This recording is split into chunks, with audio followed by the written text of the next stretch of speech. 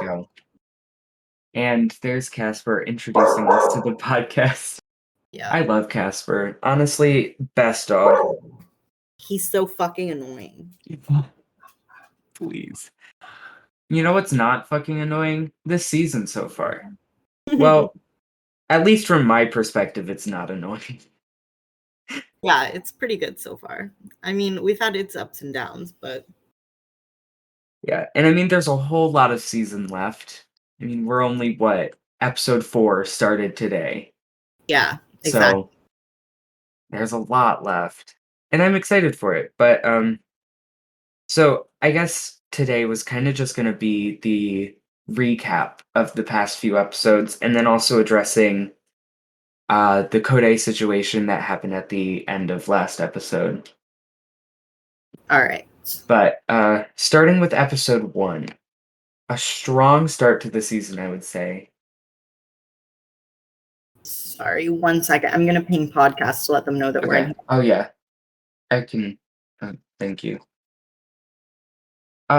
We already kind of covered episode 1 a little because we got the first few hours in the cast assessment, but we didn't get the tribal or anything in there. So I think that's kind of where I would want to start is the episode 1 tribal, which the Alscar tribe went to. I think that's how you say it. Alscar, I think so too. Yeah. I'm honestly almost not going to even try with the tribe names this season. Just A&M tribe. A&M tribe. Fair But enough. I would, or that you could do pink and purple tribe. I mean, true. That's true. But that was the tribal Elk went home on. My heart shattered. oh my I god, it was was heartbreaking. so sad because I loved Elk and I love Elk and How it can was you just not an love Elk? exactly. And it's just unfortunate timing, I think is really what it boils down to. Oh, Elk speaking just of, he just joined. yes, Elk. We're talking about your elimination, Elk. Yeah, it's just the matter of timing. And I felt so bad for him, like because of the in real life circumstances that were happening.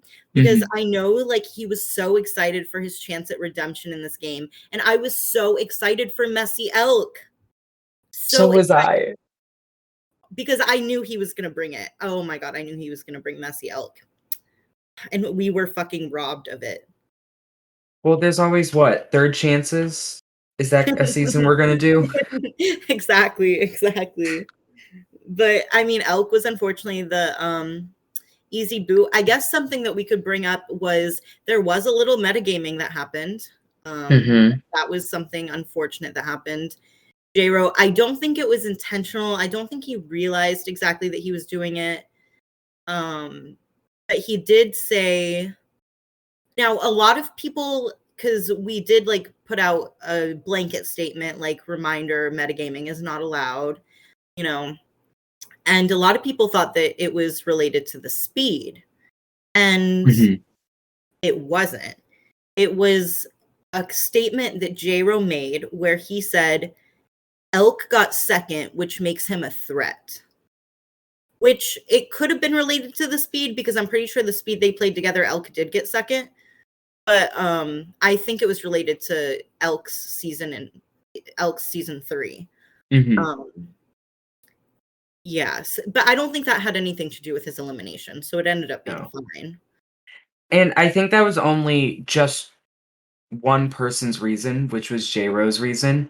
And past that, I think everyone else just kind of hopped on because they were like, okay, this is an easy first vote. No one wants to go home first. So if they can get through with an easy tribal, might as well take it. Exactly. Yeah. And I then think unfortunately Elk was just the easy out, you know. yeah. We did get to see some really interesting parchments. That tribal. The foot. The foot one gets me. I don't like it. Are we Like, allowed to say whose parchment it was? I don't see why we couldn't. Because, I mean, It's out there for most of the trusted specs. And I mean, it was a unanimous vote. Right. And I don't think it matters either because that parchment was Curtis's, and Curtis is out of the game. So Yeah. So it's um like no one in this situation is still in the game. I know. And so I bring that up because I'm mad because we're gonna be robbed of Curtis's fucking parchments. But with that being said, I think that the parchment game is gonna be so strong this season. Oh yeah, there's some real heavy hitters in the A tribe. Some people have made some really good parchments so far. Sun being one of them. Sun has some Oh yeah, strong. Sun has such a strong parchment game. Sun has really stepped it up since season 1. Definitely. I'm very proud of him. And then of course Curtis, who were Oh robbed of. yeah. I'm also extremely excited to see from the Medconzla tribe who has like a parchment game and who doesn't, because we haven't seen them vote yet. I know. Yeah. Because even with this with this episode 3, Hmm. they didn't like have a tribal, you know. Well, yeah. But we also, from the Medconzla tribe, we see the kind of rise of a few social players because so far, like episode one wise, they were definitely a quiet tribe. They were a tribe that didn't Yeah. make much uh, hot press. They weren't that interesting to watch. But we did see players like Uni, Archer, and Average really start thriving socially. And then some players like Mike kind of start to flounder a little in that department. I'd say Mike Well, and Meredith are the two that were the kind of like lowest standings. yeah, Meredith literally admitted to not talking to half of the tribe mates. She is in 15 orgs right now, Lex. 15. No, thank you. I'm in one right now. I'm stunned. I have no words for that. I oh my god. She's obviously going to be the first boot. Like and everyone keeps saying it. Like Hmm. she's first boot, and then Mike is going to be the second boot, like obviously. And then I Oh think yeah. Ian is definitely a next boot after them, but Ian is slowly working himself into the tribe. I think episode 3, we're kind of going out of order here, but Ian, with this episode 3, he definitely worked his way into the tribe and gaining trust Hmm. because he came back with messages from the girls from the Alscar tribe. He gained trust with them, so he built connections with them, and so now he has all of their partners like him. Hmm. So Which is huge because yeah. if those pairs make it to the end plus Ian, that's a good majority. Hmm. Hmm. Just has to make it. And then also, we see at the beginning or throughout episode 1 going into episode 2 and 3, we see the beginning of what I like to call the alliance disparities because we now have 7 alliances made for the Alscar tribe, and 7, Medconzla really? is still sitting at a single alliance, which is the Hex Girlies, which Oh my god. stand the alliance. But it's just so interesting to see how many alliances are being made on one tribe and how kind of almost peaceful the other tribe's sitting. Okay, I just want to say this because it's so interesting because I'm in an org right now and I am basically the Medkinsla tribe where Hmm. we keep winning, right? And my confessionals are dry as fuck. Like I'm not saying shit because nothing's happening. There's nothing to talk about. So Hmm. I just want to say I really appreciate the M tribe because they're giving us content. So I don't know how they're doing it because I'm flopping, but And they, yeah, as like a tribe, have one of the best like morales. because they're out here playing like games every day with like Moo Day and stuff. They're Oh yeah. VCing so often. So they're always kind of together. You're right. Oh my And god, we have like this yin and yang shit because fucking the M tribe is like this happy-go-lucky like optimism, and then the A tribe is a burning pit of hell. None oh of them yeah. trust each other. They're all running around like fucking snakes. Like it's insane the difference.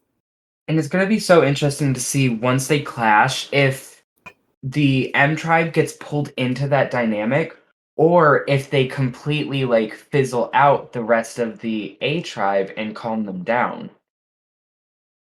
I I don't hope think, for the I don't first think there part. is any calming down the A tribe. Those bitches are No. crazy. I really hope for the first because I'm living for the drama. Oh I no, love it. me too. Did you see that J-Ro wants to like is considering throwing Ella under the bus? His only fucking ally. He's I considering throwing know. under the bus. J-Ro is such an interesting player because he's in good, but also not. He Like, I could have don't. been. He could have been. He was in such a good spot with the McNuggets alliance, and he fucked himself in the Mhm. ass with a razor dildo.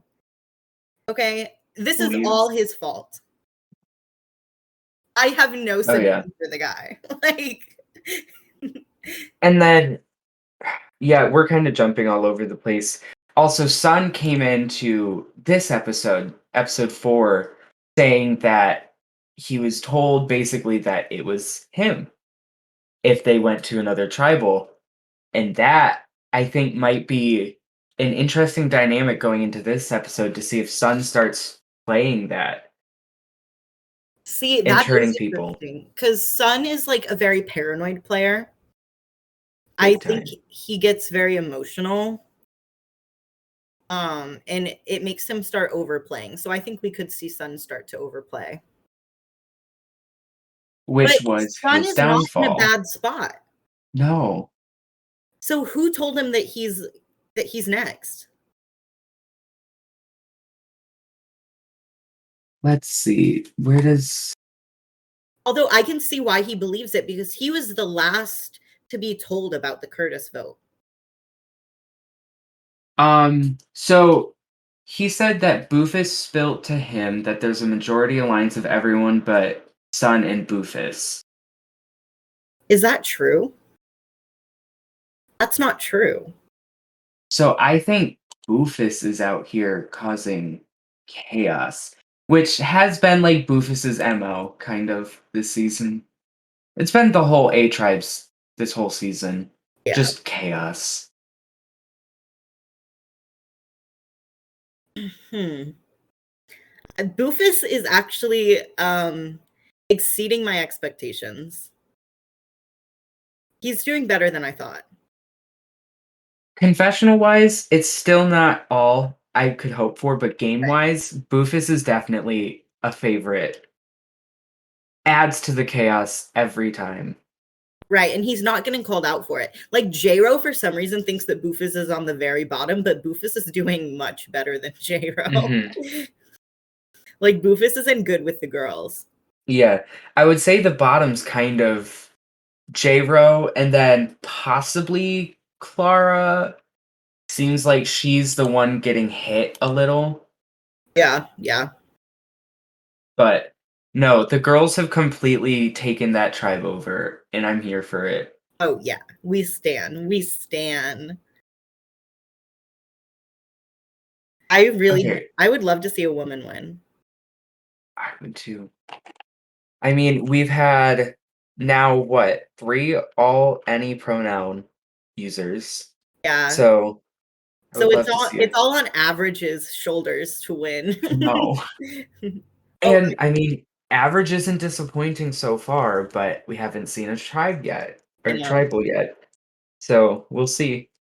Can we So, talk? Oh, sorry. Did you want to talk about something else?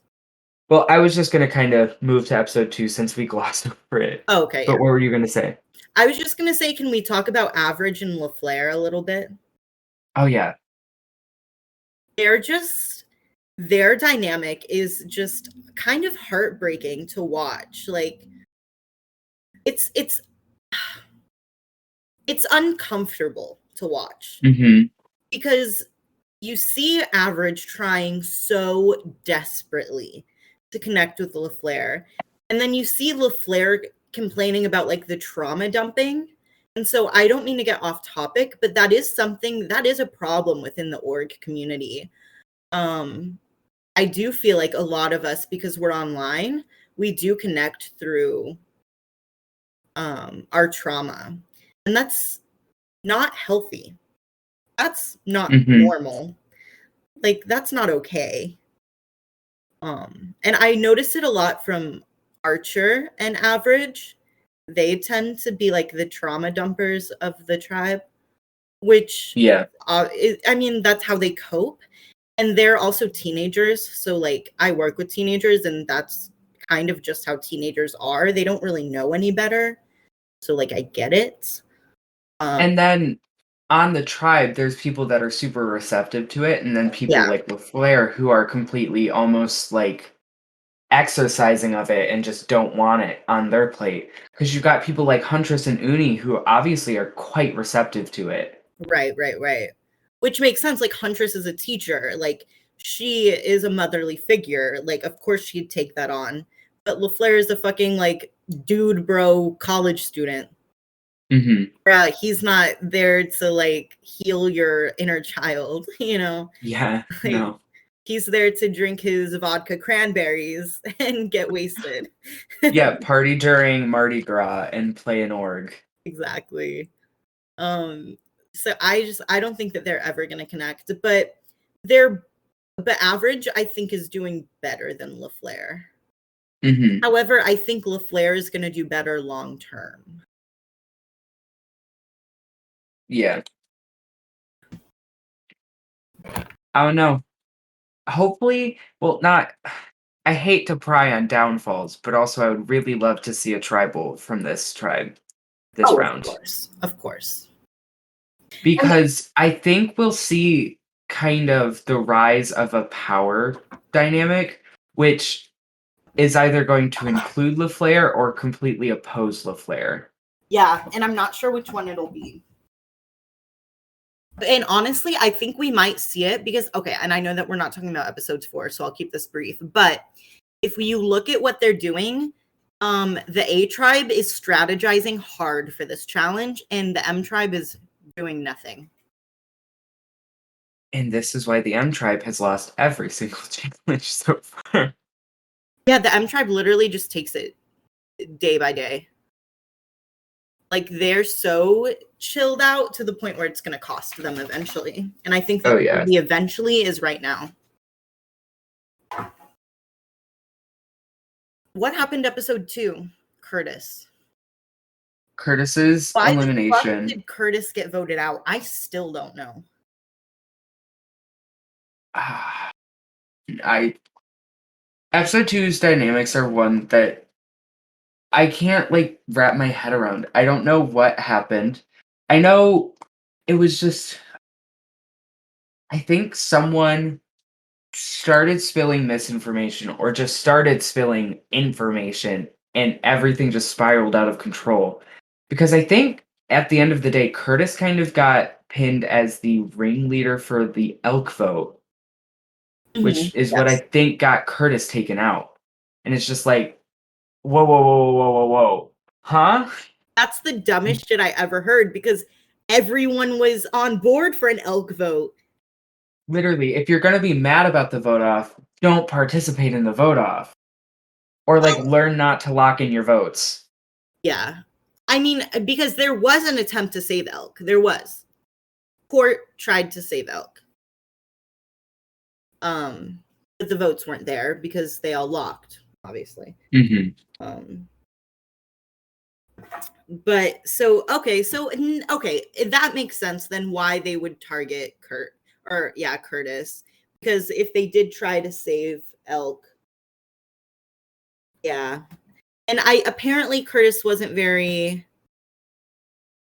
active, I guess, which is weird to me because his confessionals were super active. Mm-hmm. But some people spend more time in their confessionals than they do in their DMs, so Yeah, we saw it last season with Jason, someone who was very like iconic to watch confessional wise, wasn't that great socially. So it's like, Mhm. I think it was the same thing for Curtis, honestly. and then episode 2 for the M tribe, we see Archer and Average still like completely take control. Mhm. Casper, no. You So see the rise of Malik. that's true. That's a big thing to mention. I think Malik is going to be someone to really watch Absolutely. because he's almost getting to a spot of Ella where Yeah. everyone likes him, but no one is thinking of him as the social threat. There's other people that they look at, aka Average, Archer slash Rose. Yeah, yes. I'm seeing those exact parallels. That makes so much sense. And I'm here for it because Malik is entertaining. Malik is very entertaining. Yes, I love Malik.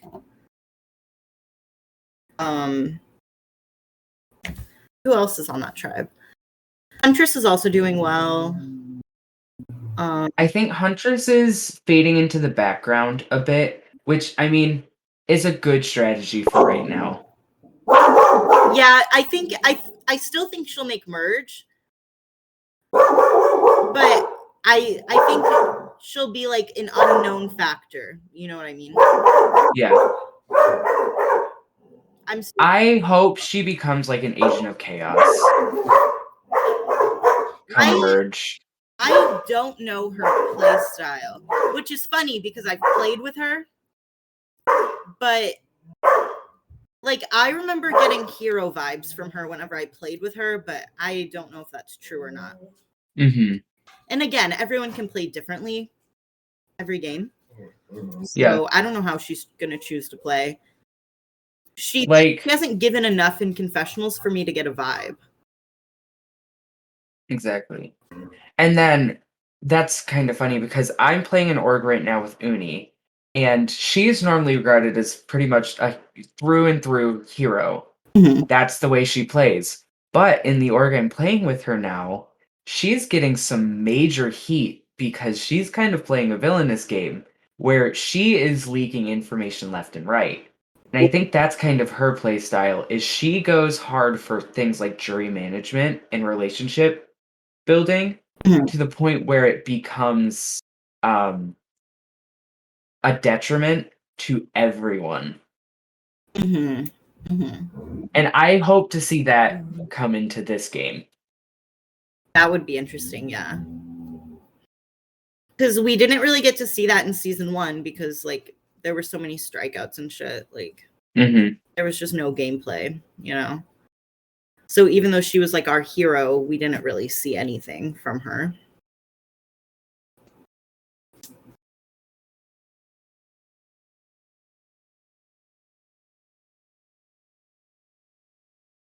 And then what else happened episode 2? Episode 2 is like the fuzziest episode for me. It was kind of wasn't lackluster, but it was very quiet also. I don't know, it's like a weird dynamic for an episode. Yeah, I agree. It's the hardest for me too. It was just the most confusing for me, I guess. Yeah.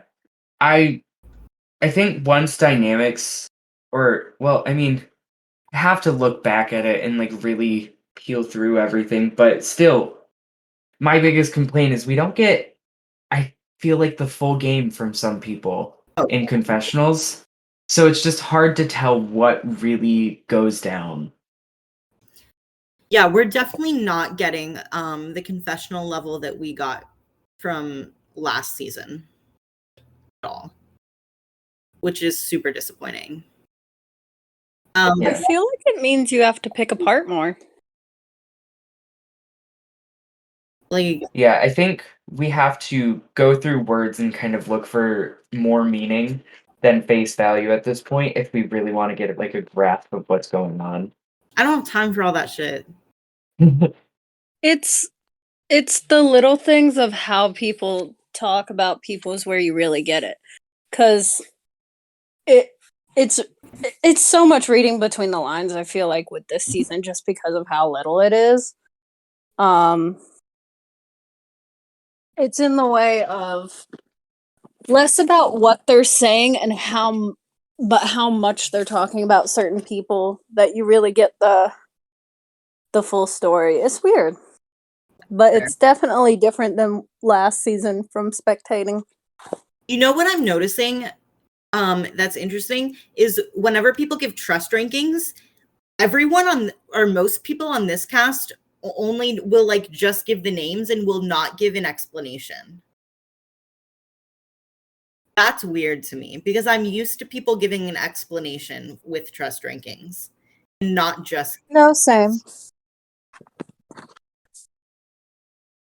I wonder if they're going to start doing explanations like the further it gets into the game and like the more trust starts to develop. I don't know.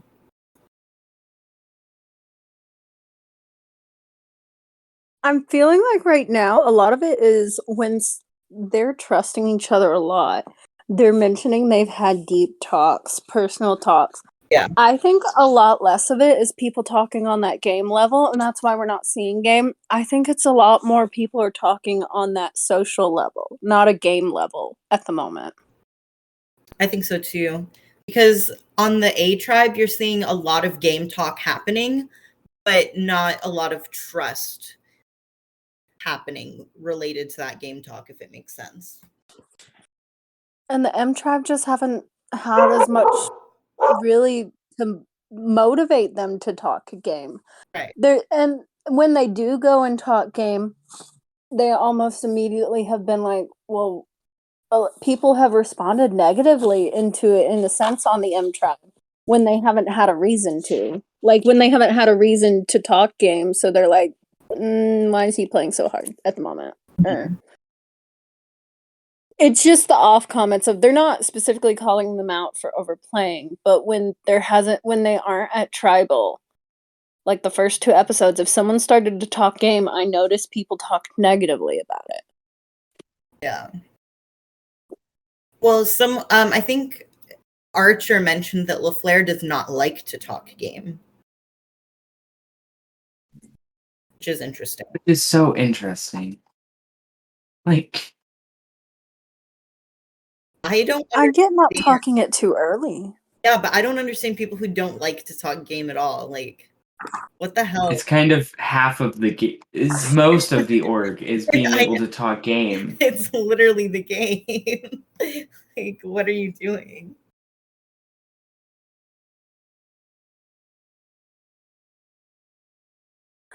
I'm wondering if some of it comes from LaFleur only wants to talk game with the people he likes, and he just really doesn't like this cast. No, but he likes Archer. Yeah. True, Archer's the only person that he likes. Pretty much, yeah. Like, so if he was going to talk game with anyone, I would expect that he would talk it with Archer. But he doesn't. Also, yes, our LaFleur does not like this cast at all. I still find it really funny though. LaFleur's constant or near constant bitching. Oh yeah, it's like once a day he's like, I hate this fucking tribe. So I think LaFleur, like, I don't know if y'all have talked about his game yet, but he intrigues me because he doesn't look at as much of the subtleties. He very much looks as this is good, this is bad, I like this, I don't like this.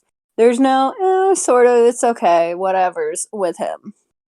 Yeah, he's a very black and white person. Like, if there's a challenge, he's like, we're discussing, discuss the challenge, get that done. If he wants to talk with someone, he doesn't want to talk too much, because one of the problems he had with some people was they talked too much. Yeah. And honestly, I wonder if it's going to bite him in the ass, because if you look at the Alsgar tribe, That's everything on their game is talking and then giving little hints and subtleties and all of that. They're far more a gray area tribe in Dynamic. 100%. What I find so interesting is that he's like this person who does not. Well, first he says that he prides himself on his social game, and then says that he doesn't like to talk. That doesn't make any sense.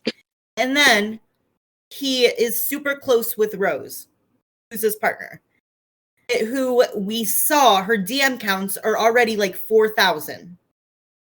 Oh yeah, off the fucking charts DM wise. So how the fuck is he gonna keep up with her if he doesn't like people?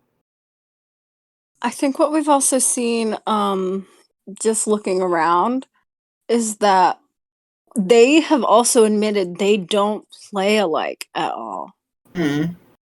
And it always seems to be that Rose is winning out of that. Maybe he just hasn't really looked at the moment to see what it is that Rose is doing so well. I think it's her social game. It is.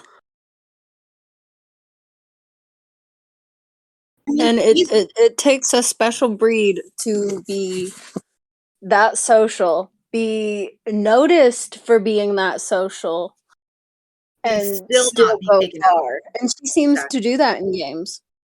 Because a lot of people, the threat level gets too high, but she has something behind her that seems to manage it well from what I'm hearing. Exactly. See, but he's won an org, I think. He's won before. I don't remember.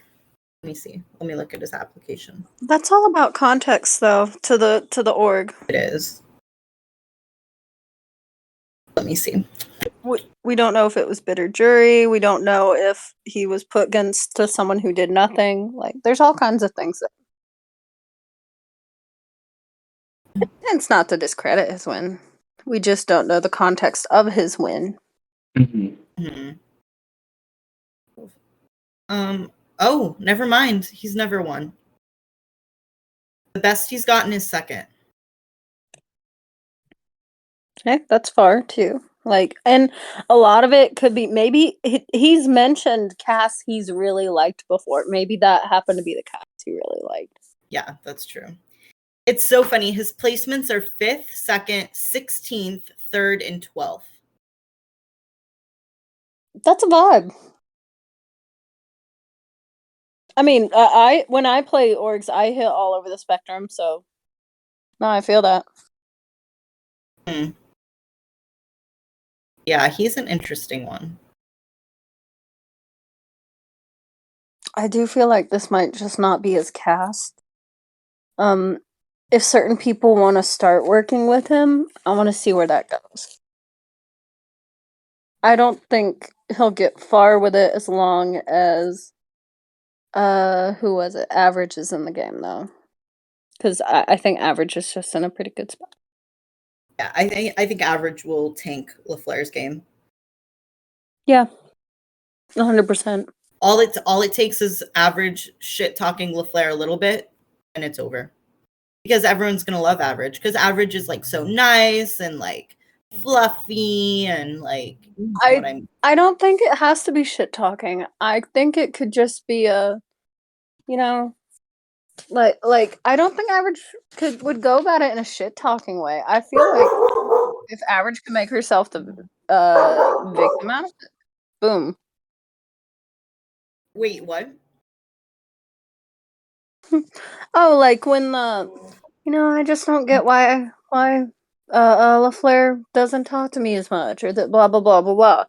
Almost making herself the victim out of it, but not really. Yeah, you're right, because then people would start seeing LaFleur as the bad guy. Yeah, and I think that's how you tank LaFleur's game. There's a lot of ways at the moment, but that's a fun one. And it's funny because Average wouldn't even be trying to tank LaFleur's game doing that. It's just what he'd be doing. I don't know if I see Average as the kind of character or player to fully intentionally almost like drag someone through the mud. No. but definitely unintentionally have it happen. That's why I mentioned it coming across that way, because I don't think average would go shit talk, but I could see something like her just talking to someone and being like, I don't get why he doesn't talk to me as much, you know?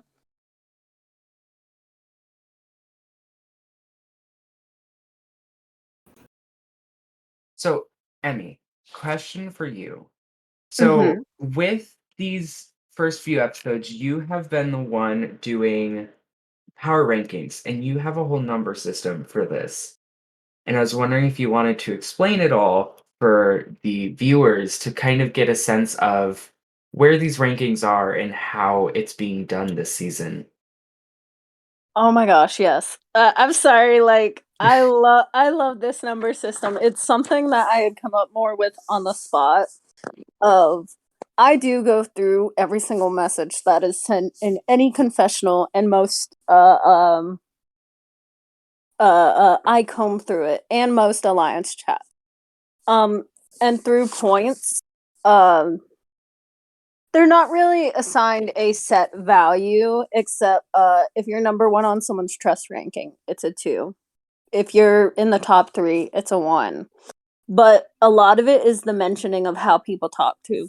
Like, I have stuff like Uni mentioned she would vote off Meredith early in the game. That's a -1. And I'm going through and I'm just looking at when someone's mentioned they like them. Ian likes Uni, +1.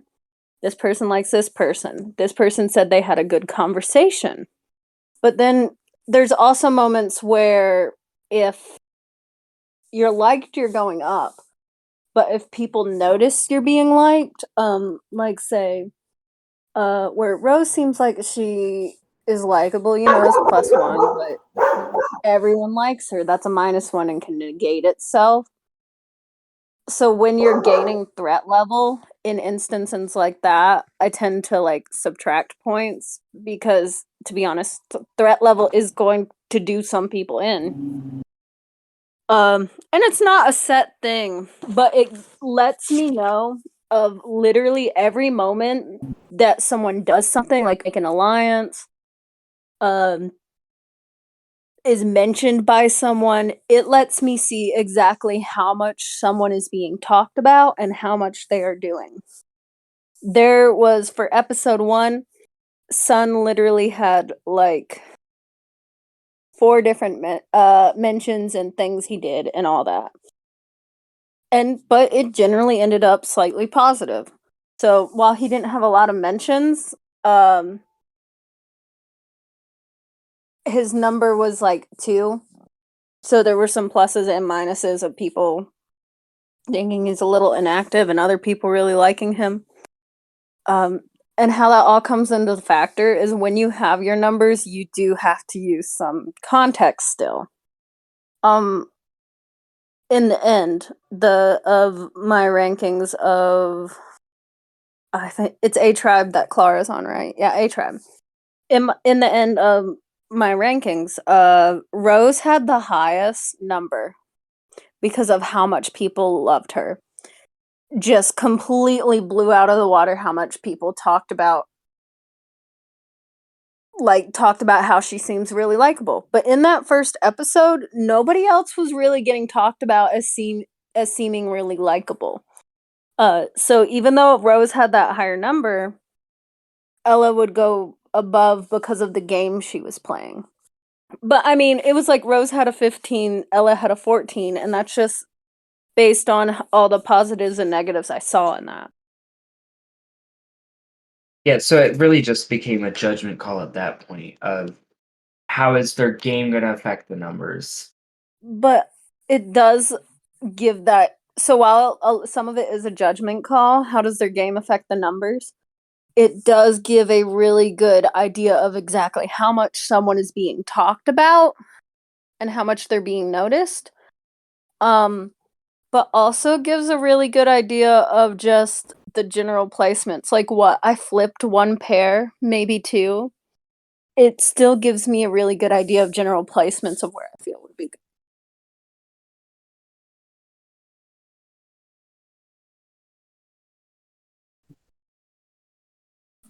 Yeah, sorry. I was reading something, but I love your number system. You've shown me your whole entire notebook for like episode 1, and it is Yes. thorough, and I'm here for it. It's the kind of thing you almost need to keep up with a season like this, where one tribe is just going off the off their rockers, batshit out of hell, crazy, and it's a good way to keep up with it because Jesus, it's a lot. If you want some context, for episode 1, the highest someone scored Rose was a 15. On the A tribe. On the B tribe, it was like, okay, so I used the context wrong. Archer had a 15 too, but literally everyone else was very high on how much they were mentioned. Episode 1, but had a lot of positives and negatives back and forth. When you look at it, Archer made it through that with like mostly positives, 215. Rose made it 215 with positives and negatives going on. So one of the things the number is like, I can see what number they would be at, but I could see Rose went through a whole lot more to get to that number. Hmm. And also, this might be on the fly calculations, but does each tribe have like a skew? Like, does one skew more positive on viewpoints or more negative? Oh, that's a good question. M Tribe talks more shit. They do. Really? In my opinion, yeah. Like LaFleur holds the ground Oh, that's fair. That's for fair. talking shit on his tribe. I would love to see like postseason just how many negative points just come from LeFlair alone and his like constant bitching. And the thing is, M Tribe talks more shit because they talk about the same people. It's Mhm. like just negatives across the board, talking about the same people a lot. Meredith. Meredith, yeah, yeah. And then earlier episodes, Meredith, Mike were hitting the negatives hard. In episode 2, when Cody was doing his thing, he was hitting the negatives hard. Mm. So like, it's really like A Tribe doesn't. I mean, they talk shit, but they give a lot more positives to offset it because they dig into, I trust this person, I trust this person, I trust this person. Even if they aren't necessarily telling us why, we can read in between the lines to figure out why. Mhm. Or see it in their actions of where all these alliances get made, you know? Yeah. Oh yeah, the alliance maker I automatically give 2 points to, and anyone in the alliance a 1 point. But you can get negative points if someone is just like, I think at one point it might have been J-Ro was like, I don't like the McNuggets alliance anymore. So I gave them all negative points, but it does balance themselves when J-Ro talks about individual people they like within the alliance. That makes sense. That makes sense. I just can't believe you made up this entire system. That's amazing. And it's not set in stone. I use some discretion of like, if someone is talking about how much they absolutely love someone, I'm not gonna give that just a +1. Mhm. Like that's +2 material right there. If someone's talking about how much they hate someone and they're really digging into it, that's a -2, you know? Yeah. Yeah. So it's using your context and discretion and what you've seen so far, since it's literally coming through every message. So what I'm getting is Emmy is not only an active listener, but an active reader. A English professor's best student. Truly. I'm bad at grammar though. Reading professor. No care on grammar. Just reading. perfect. I'm bad at English because of the writing part. I hate grammar. But so I think with all of that, I think it's kind of time to bring the podcast into possibly a downer. I don't know. But we see episode 3 end short. The bloodbath is a really interesting twist that I wish we could have seen all the way through. But we had Kode, who I'm not sure what happened, but something happened and Kode was removed. Gabriel, you know a lot more than I do about the situation, but Yeah. So I think it's important to talk about on the podcast because I think that it opens up a broader discussion about how women are treated in orgs. So just to briefly go over what exactly happened. And I hate to put like Court and Rose on the spot with this. But you can see it in their confessionals. So they're not hiding anything. So I don't feel like I need to protect their identities or anything. But Kode said some inappropriate comments to them. Like he insinuated that Court sluts it up on the weekend. He implied that they would never be voted out because they get a bunch of simps or something like that because they're two very attractive women. Just really uncomfortable things, things that he would never say to men, you know. And then after he was taken out of the season, it was found that he had sent Malik this long Facebook post showing that he was in support of Black Lives Matter, which sounds like it's a good thing, right? On the surface, but that's a microaggression. Because you wouldn't show a white person that. So why are you showing a Black person that? You know what I mean? So that's a microaggression. That's problematic. And then he told LaFleur that he was like, oh my God, straight cis white men, or he didn't say cis, he was like, straight white men unite, which was probably intended to be a joke. I took it as a joke, but just, given the context of everything else, it was in poor taste. And especially, apparently, after he said that, he never messaged LaFleur again. So that was a little sus. yeah. Yeah, so with all of that being said, we decided that it was in the best interest of protecting the community that we've built at Villainvivor and protecting our players to remove Kode from the game and ban him from our community.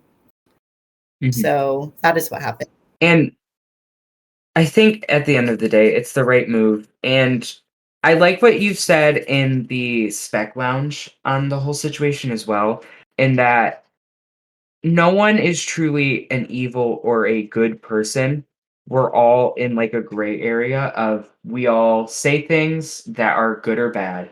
And Kode said something that was super problematic, multiple things that were problematic, and faces the consequences from it. But by no means does that mean Kode is inherently a truly evil person.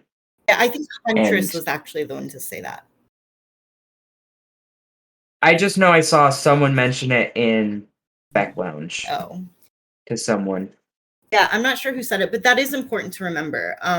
Because what I saw too that happened in Spec Lounge, and this happens a lot whenever something problematic happens in an org, there tends to be a bit of a will tend to, I don't want to say overreact because it's not my place to tell people how to react when something like this happens. Yeah. But people jump to conclusions a little bit, and they get a little bit erratic, I think is the word that I want to use. And I just, I said it to Average earlier. Because Average was like, I would have never guessed that Kode is a bad person. And we don't know that Kode is a bad person. We don't know that. Kode said some bad things. Absolutely. 100%.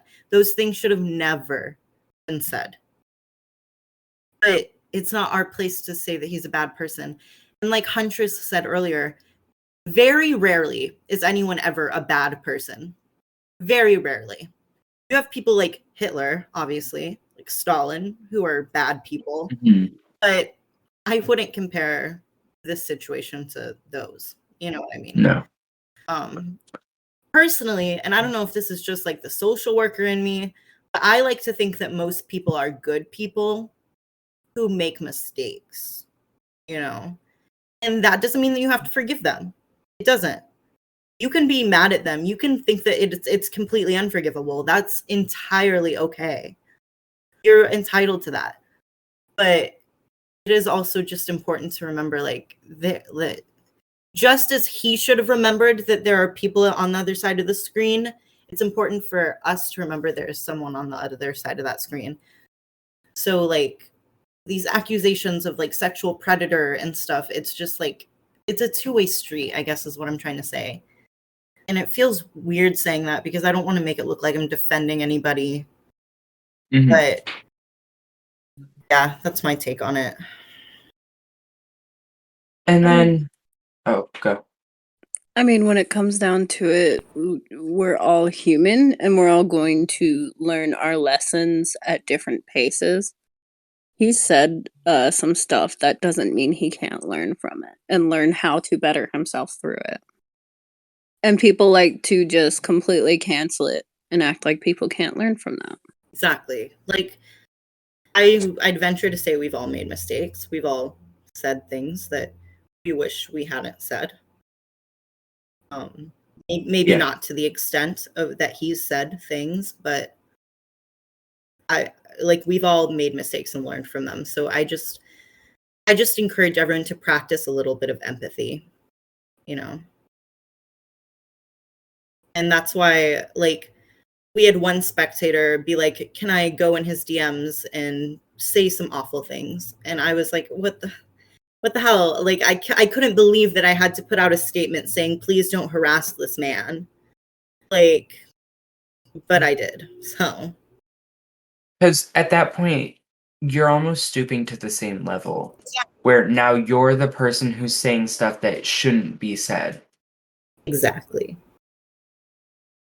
And I know you kind of wanted to branch this out to how mostly women are treated in the org community because it's to no one's surprise that the org community is heavily male dominated. Mhm. It is a very male heavy activity enjoyment thing.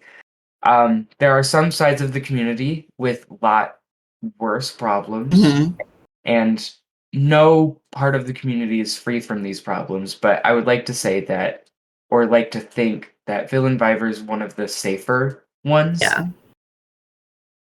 But no place is free from these, and sadly, it parallels real life where women are at the target of all of this harassment and negative connotations for no real good reason. Mhm. And then I know there's also parts of the community that deal with stuff like homophobia and transphobia.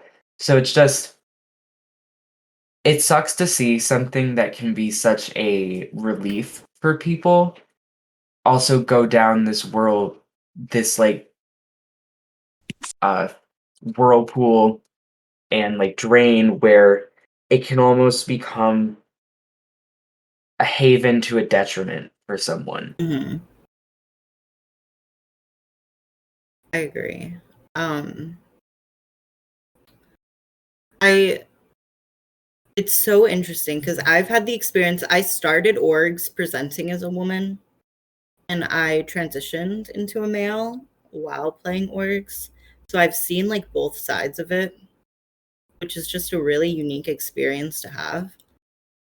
Um, and like the way I was treated like as a woman is so different than I'm treated as a guy. Like I do better. I do better as a male, and I do not think it's just because I've gotten better at playing. I seriously think it's because I'm taken more seriously as a guy. Because that's another thing, like, I've noticed, like, women, or women and femme presenting people are, will get taken out as social threats sooner, quicker. And I 100%. Not to interrupt, but yeah, 100%. I even deal with it sometimes too as an AFAB person, because this is so funny, something that I've noticed, and I'm not trying to make this about me, obviously, but like people will take me seriously or whatever, or like treat me one way, and then I'll hop on VC with them, and then they start treating me like how they'd treat a woman after that. That's something that's so fascinating to me. But and I mean that in the context where then suddenly I'm a social threat because they've heard my voice and I sound like a girl, you know. But yeah, so there's like that whole problem with women getting taken out really early. I see women and femme presenting people getting taken out usually pre-merge. And I think it's because of sexism, whether it's like intentional or unintentional. I really do think it comes down to sexism. And it's so interesting because this org that I just got voted out of tonight, I created an alliance called the Girls and the Gays. And I created it with the women in the org and the non-binary people and the gay people. We all were in it. And I did that based on our identities. And I got hate for that. And of course, it was by the cis straight white men in the org. But they were like upset because I created an alliance based on marginalized identities, because I didn't want to see us get targeted like we normally do, which is so fucked up because that's exactly what happens. I forgot where I was going with this. Now I'm just angry. Like now I'm just mad. But like it just sucks that I have to fucking create an alliance to keep us from getting targeted. You know what I mean? Like that's bullshit that we even have to do shit like that. But I don't, and I like find myself like trying to like team up with the women to defend them, and but that's the thing. I shouldn't like have to be this knight in shining armor, like bullshit. Like there's the white savior complex, like the man savior complex. You know what I mean? Like that shouldn't be a thing. We shouldn't have to save women because like women should just be like treated equally in orgs. You know what I mean? And that's not even touching on the like predatory aspect that women and femme presenting people have to go through in these orgs, you know, which I don't even know the extent of. Because thankfully, whenever I was like presenting as a woman, no one was like ever predatory to me. But someone in that same org that I'm playing has had multiple women because they are an alumni of Villainvivor, actually. They have had multiple people come to me telling me that women have that they've made women uncomfortable with their comments and stuff like that. So it's just like you said, like I'm sorry, I know I'm rambling, but this makes me so mad. Like even like Villainvivor, which I personally feel like we've done a very good job at making one of like the safest communities in this org community, is not free from this pandemic, this epidemic that we're seeing of violence, quite frankly, against women and femme presenting people. And that's my take. No, I agree a lot of what you said. Obviously, even just by my profile pic, I come off as more femme presenting. I've done orgs where I have pretended to be my best friend who's a dude. And I've done orgs where I've used other names and other profile pics. Those where I tend to not be, where I won't be recognized, you know. Mm-hmm. And just 100%, even the one where I was pretending to be my friend, who is a dude, and I kept my cover. Once I revealed my cover, I was treated completely different. Mhm. And it happened to be a duo season, and I wasn't treated different by my partner, which was nice. Because I got my partner and I swapped. It was a weird thing where my partner got booted, hers walked, so boop, we got paired together. And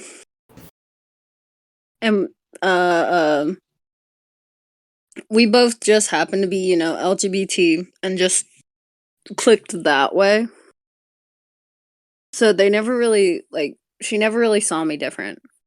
But there were some of the cast that once they found out, at the end of the season, I went to go play another season, where I did play as myself, and they treated me completely different. Do you mind elaborating on that? Just Like, how did they treat you different? So I played this. I never got to VC with them. Obviously, pretending to be someone I was actually pretending to be someone they had played before. So I refused to VC with them because the real person I was pretending to be had actually talked to them before. So when I went to go play another game of them as myself, Emmy, it was like all that stuff. I had tried to relate to them in the same ways we had related before, but it was almost just that disinterest in talking about things like the way we did before. And I knew I pretended to be another person, but if we had that connection already, and I was like, "Hey, heads up," and we've talked in DMs before, but then all of a sudden when it comes game time, and they are one of the people calling me social threats, all that, just because I will connect with other people. It was annoying. Mm. It was a bit annoying. It's a mix of the girl guy and a bit of mix of metagaming some, but and just speaking on because I didn't want to forget this too, speaking on the predatory part. Yeah. I've had quite a bit of experience from that, to the point of when it does happen, the reason I feel like we haven't seen it is because it's not always in the game when it happens. A lot of it is taken outside the game, after the game. Mm. Certain people who like to ask, "Hey, will you do games with me?" Or just, "Hey, hey, will you play games with me? Hey, talk to me, talk to me, talk to me all the time," to the point where it can get overbearing. See, that's another thing that people don't realize is harassment. We saw it with Janik, who I guess I don't care if I shouldn't be name drop. No, fuck it. He's a predator, so I'll name drop him. He's the one who I was talking about, who had the multiple women come to me about him being a predator, and who's the Villainvivor alumni. And we saw it in season 2, his season, where when Megan didn't respond to him, he blew up her DMs. He messaged her 100 times. And I thought it was weird at the time, and now reflecting, I regret not stepping in and saying anything and doing anything about it. But I thought that it was just game, but especially now knowing what I know about him, definitely red flag. Just why can't men? I guess no. Full offense to the men listening. I'm a man, so I'm allowed to say this. Why can't men stay in their fucking lane? Why can't we do that? Get it? Why do we suck so much? Why can't we leave women alone? God, it's it's not hard. I don't.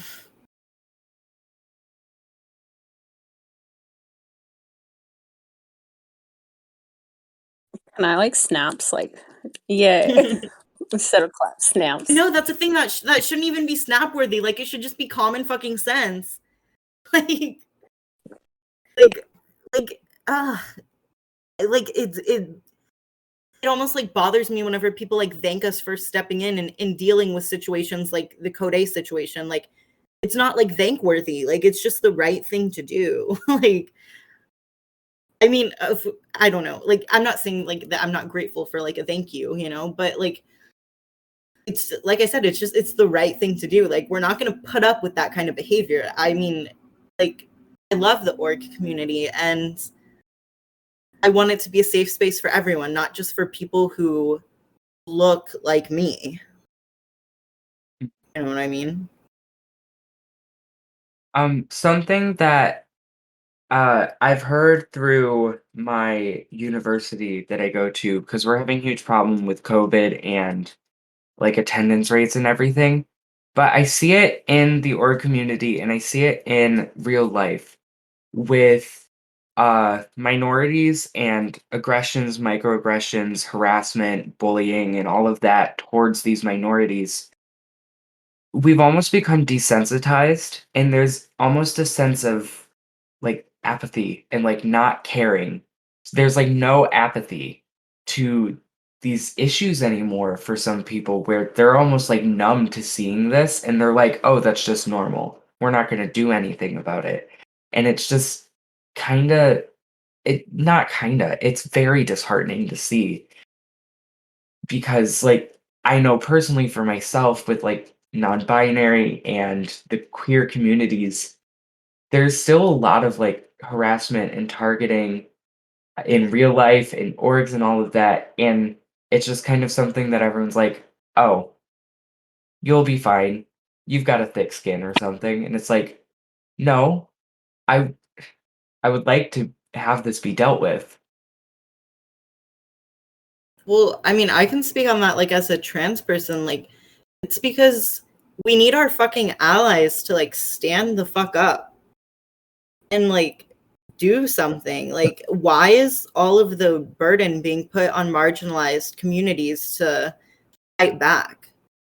You know, like, why is it our fight when we're already having Yeah. to fight off the discrimination and the oppression? And I'm not just talking about trans, like I'm talking about people of color, I'm talking about women, I'm talking about MBs, I'm talking about like, you know, any marginalized identity.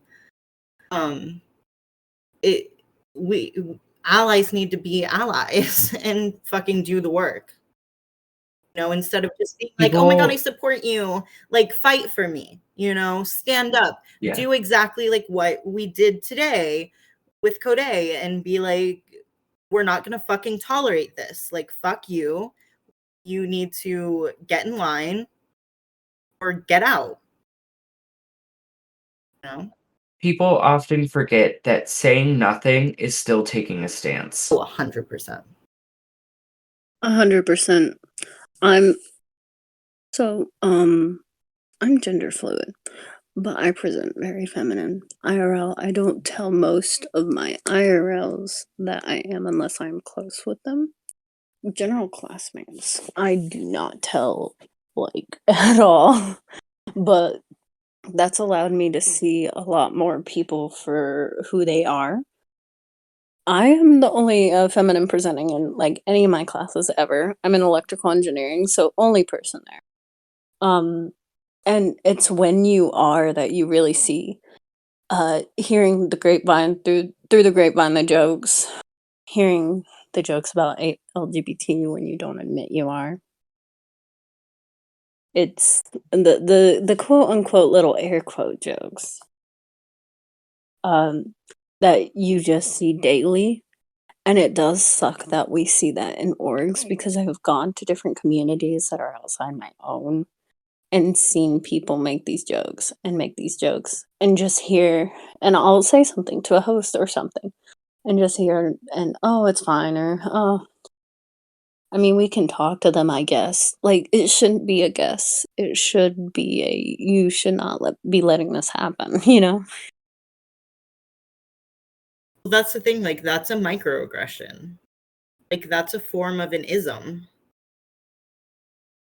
Like, that is usually the number one rule in most orgs, is to not commit an ism.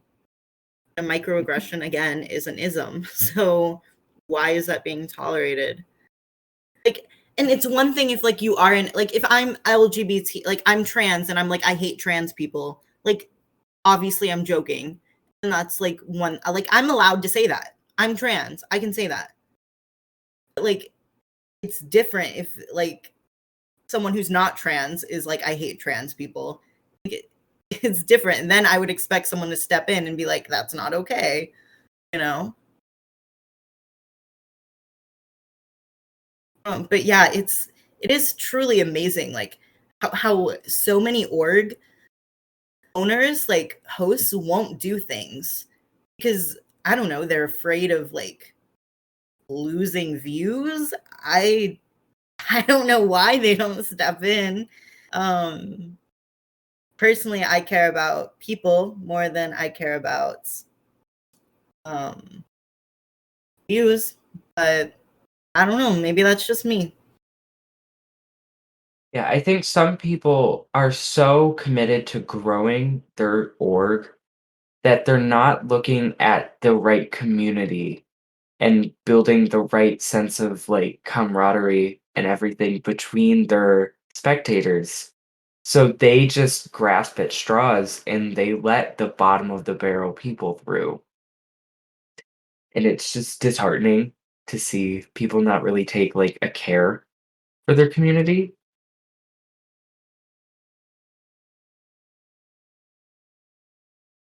Sorry, I'm typing in the spec lounge. No, but that is one thing where I like here that we do look at that. And maybe it just comes with who we are as hosts. I don't know. But I feel like we do cultivate a good like atmosphere for anyone, not just like our own identities or anything like that, but really anyone. By the way, I did open the floor that if anyone wanted to like say a piece about this, they could come on and say something. Just because I feel like this is kind of a healing conversation, and after the day that we've had, I do feel like it might be cathartic for people to speak their mind. So I hope that was okay. Definitely. I think this is a moment where we definitely should open the floor and have people talk. With that being said, I'm gonna go get a soda. I'll be right back. Hi, everybody. Hi, Carm. Hi. How are y'all doing? Good. Just some, I wouldn't say heavy, but some really like weighted, needed talk today. Yeah, I was hearing a little bit of it. I heard like a little bit on the discussion of microaggressions. Harm, I love you so much, And but your mic sucks ass. I know it does because I'm working on getting a new one. So I'm trying my best. Is this better if I speak up? Yeah. Okay. I was saying that I heard you guys talking a bit on the subject of microaggressions. And it's like, I also feel like I wish that more like orgs and hosts would like say something about it, because in the past like few orgs that I've been in, I've been experiencing like heavy microaggressions from people. Kind of have been like constantly given this label of like aggressive black person. And so it's been like to the point where I have had to like go through an entire game with this label of like a bully or being too aggressive or messy, and everything I say it's like, oh, why are you trying to fight with me and why are you so mean? I was called a hateful, spiteful bitch. Wow. Yeah, and if you've ever like met me, you know that that's like not who I am. Like I joke a lot. I'm very strongly opinionated, and I always speak on it. Um, and yeah, as a regular, human with emotions and stuff, and like stuff makes me upset. I get passionate. But to go as far as to call me like an evil, spiteful bitch, I was so taken aback because it's just like not in my character. So I've been having to like constantly defend my character to random people online, in communities that are supposed to be like safe spaces. This is already stuff that I have to go through like every day, being black, queer, non-binary femme. Um, so like I don't know. I wish people would just speak up on it. I feel like you can't keep like making all these like excuses or whatever they may be. I feel like um, there's also a thing of like implicit bias that I've noticed, and I feel like there's like there kind of has to be a balance with like calling people out on stuff too, because I feel like sometimes people do just have implicit bias, and me personally, I don't blame people for having implicit bias because the whole thing about implicit bias is that it's like a social standard or a norm that's been placed onto people, that has swayed their thinking without them even realizing it. I feel like when we come for people based on the fact that they have implicit bias, that becomes harmful as well because then you're not taking the time to actually educate people, and people are never going to grow or learn if they're not educated. Um, then there's those other people who are just like, what the fuck are you doing? Um, like this guy in one org who was like taunting me with like this monkey emoji and whatever. I was like, that made me uncomfortable. That feels very racially motivated. Like, don't do it. And he kept doing it. That type of stuff, like, no. But I don't know. I just feel like there needs to be something where people are, one, educating, and two, not letting that bullshit slide. Because it's like, what the fuck are we here for? Like, we're here to have fun. We're here to play games. We're here to do this, that, and the next. You can't do that if people are constantly feeling uncomfortable or attacked or unwanted and whatever else. That's my rant on this. I think you bring up something that reminds me, like,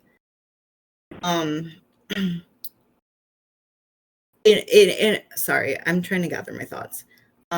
It actually relates a lot to the Code situation, which you guys don't know, but like obviously I spoke to him privately and he explained his side of the story.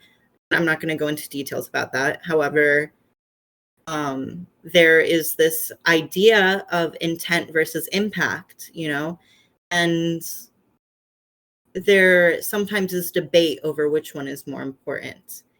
And again, I don't know if it's just because I'm a social worker, but I have been taught that intent matters much more, or no. I got that mixed up. Impact matters much more than intent.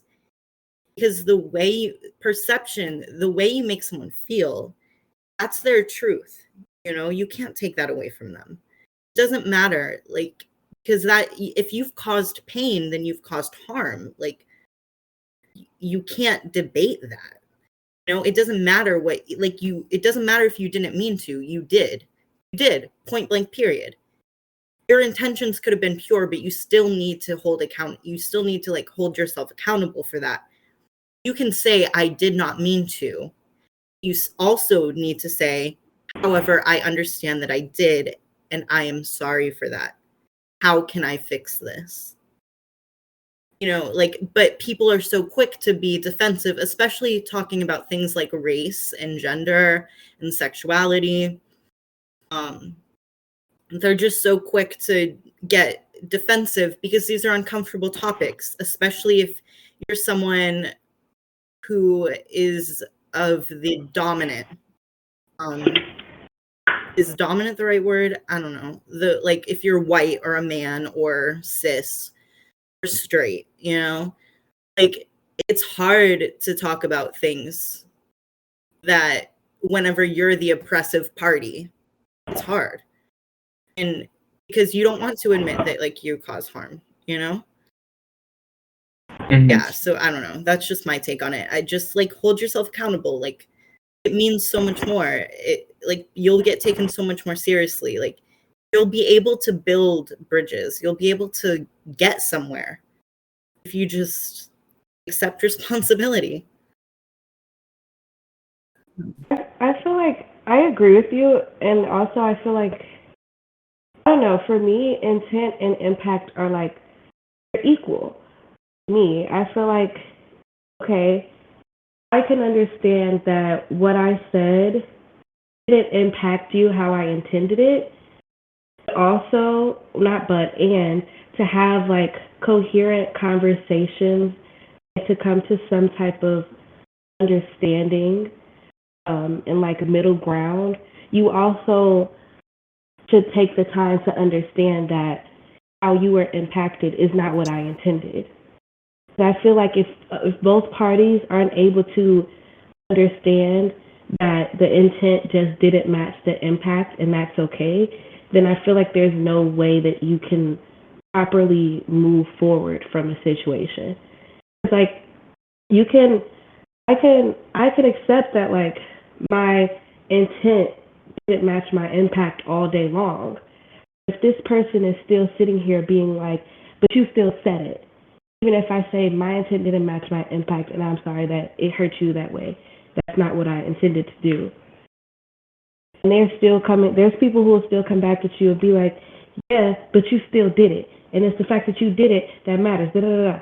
It's like, if I can tell you I'm sorry that it impacted you that way and that's not what I intended, why are you still coming and telling me how wrong I am instead of also being able to lay an understanding ear of, okay, you didn't mean it that way and that's okay. Do you know what I'm saying?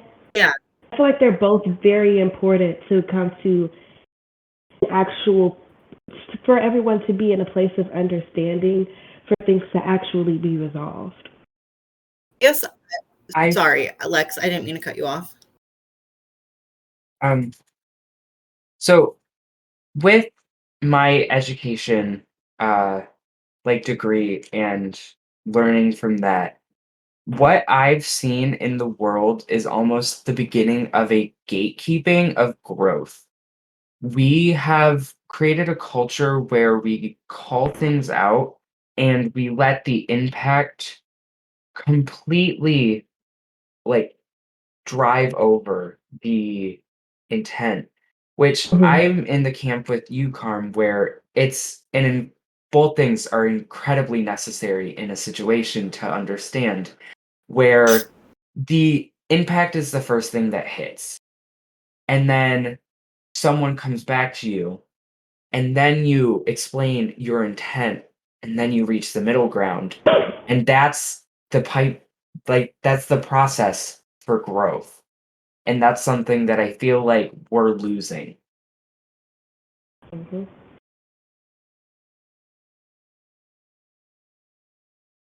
I feel like it works. It works for like any type of like conflict situation, not only when you're dealing with like any type of bigotry or whatever, but literally in your everyday life, you have like problems with whomever. If you and your friends are having an argument, if you're talking with your parents or whoever you may be dealing it with, whatever you may be dealing with, like there's always like that thing there that it's just like maybe I didn't intend for this to be this way.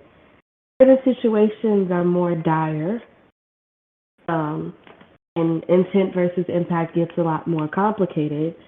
Most are definitely just like taking a second, just to step back and, as cliche as it sounds, like step into the other person's shoes.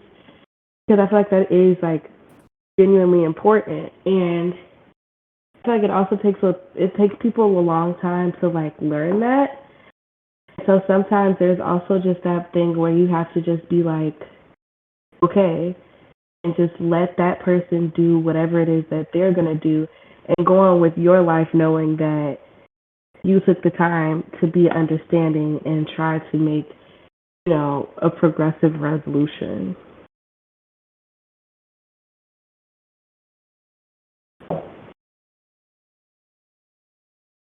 Yeah.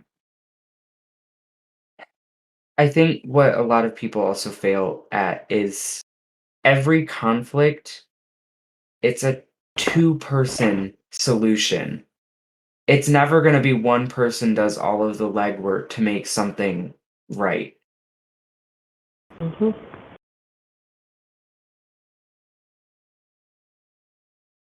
That's exactly true.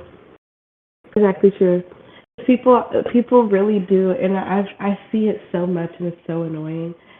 And honestly, this is kind of bad and a little bit selfish of me. And something that I'm kind of working on. But there's a thing where it's like, if I've seen that happen so much, when I am like willing to be like, okay, I accept my faults in this situation. I know what I did. I know that I had a part in this. I know that you also had a part in this. When I'm ready to say, like, okay, that's on me, people are just so adamant to be like, yeah, and only you. That's the type of stuff that makes me just like not want to admit anything on my part until they do. Because it feels like, and just because I've seen it so much that it's like there's always a blame being placed on me, and I've decided to be like, no. I can admit my own faults, but the blame won't just be on me. We're gonna all, take accountability for what's happened, and we're gonna all try to solve this solve this conflict. But if I'm the only one taking part in it, then I don't even want to anymore. And that's not necessarily a good thing on my part, but I feel like I'm not the only person who like experience that and start to think like that, and that's not a good thing for like everybody to be doing. If everybody just starts to, be under the idea of like people are just going to place the blame on me, so I'm just going to let the conflict go, and there's just going to be no place for resolving anything anywhere. I feel like I don't know. I feel like it could become a thing because I see it in other people, and I know for sure that I recognize it in myself. I just feel like there's something that has to happen. I don't know what types of conversations need to happen. I don't know if they need to put something different in the water. I don't know. Yeah, and sadly, well, it's something that needs to happen worldwide as well.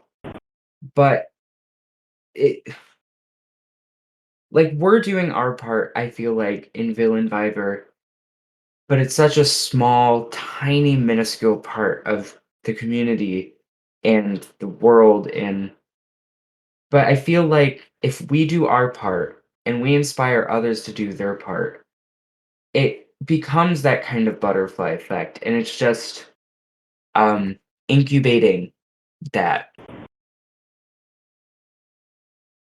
Yeah. I mean, I think a benefit, well, okay. What do I want to say? ADHD brain, sorry. A benefit and a downside to being such a large org is that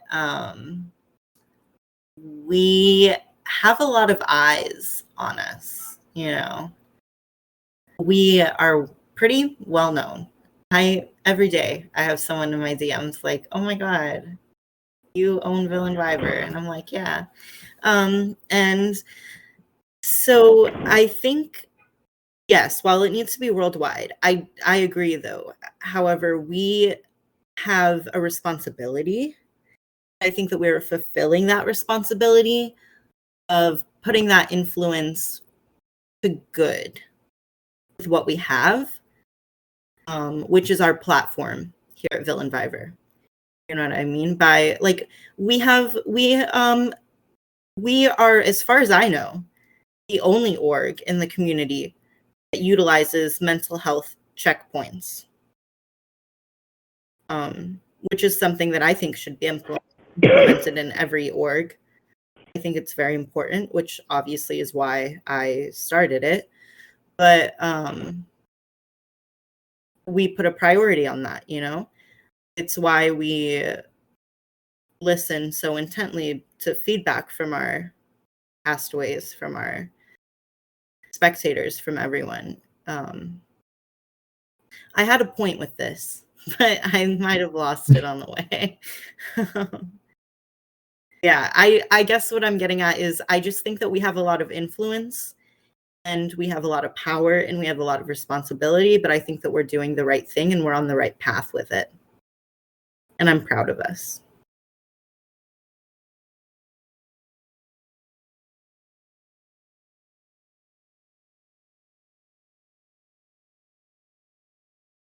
Not the crickets.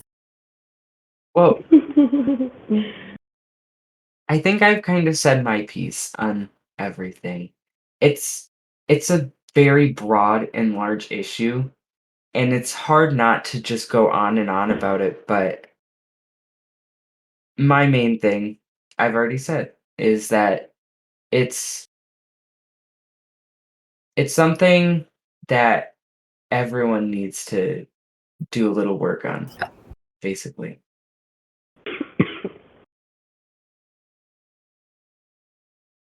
Surely agree with that. Oh yeah. Anyone have any last minute thoughts? Anyone from the audience? Bloody is raising her hand. How do we let you speak? Did Here we it. go. Dang. Hi. Okay, I'm here. Welcome. What's up? Hello. I just want to say I appreciate all of you so much. Carm, do I call you Carm? You Uh, can call me whatever. Oh no. I just wanted to be I just wanted to say that what you said about blame. I'm losing my voice, by the way, sorry. What you said about blame really spoke to me. And I think that there's something really kind of fucked in a situation where, I mean, the only way in which these issues get resolved is by communication. And it's so defeating when you bring something forward. And of course, we're all fallible humans. And sometimes you may feel bad about the things that you've done. But the things that someone else has done is literal harassment or literal racism or literal sexism.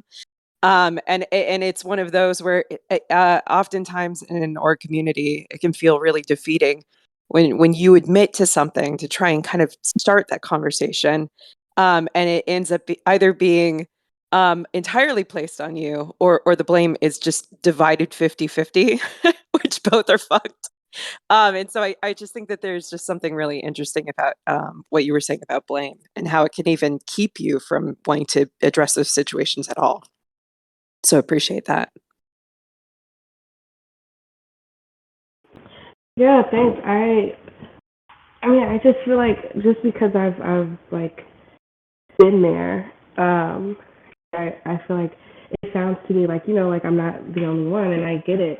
Like Mhm. it happens so much to me, at least. And I think the worst of it is definitely, at least to me, is definitely when you say, okay, yeah, I did this. Now it's just the bandwagon of, yeah, you did. Like, okay, I just said that. What else? Like, you know what I mean? It's just it becomes so harmful to people, and it just closes people off. And I'm just glad I can, at least share in the sentiment with other people. So Yeah. And I mean, like to that point too, I appreciate you guys opening up, I mean, via a podcast, of course, but also opening up the floor. I think this is a really great conversation. I appreciate it. thank you. I'm extremely happy that we did go into this. I think it's something that we all needed. Yeah, I was a little nervous about it, but I think it ended up being very cathartic, very necessary. Agreed. And it will go down in history as our longest podcast episode. How long was it? I think That was we're really nice. edging over an hour and a half so far. Oh, this Going into 2 hours. season 3 cast assessment was like almost 2.5 hours. I mean, if you want to let me talk, I will make it longer.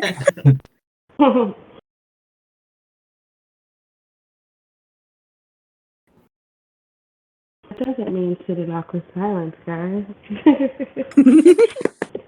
No, but I think that might be a good ending spot, though. I think Bloody said it. Yeah. Thank you for everyone who stayed and listened. Oh my goodness. This is like the first time anyone has stayed and like listened the whole time. No. And to the people who listen after the fact, if you've made it through all of this, thank you. Yes, thank you. Like, huge thank yous. We need like a clap soundtrack to play in the background. Let's all just clap.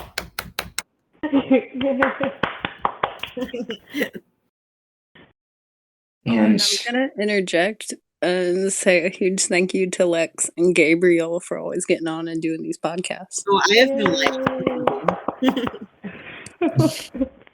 Just let us clap for you, dude.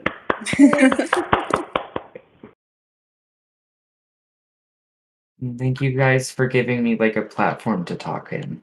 Like this, I know I've said it in like host stuff, but this has really become like my child of like a project, and being able to have something to use as a method of talking about something that or things that I'm passionate about it's really nice. We love hearing you do it. And with that, we will see you guys next week in the podcast for episode 4 through probably what 7 Yeah. breakdown, and we'll see what happens in the game. Hopefully it's some interesting things. And no more controversy. No more controversy. Yeah. Thank you guys. Goodbye.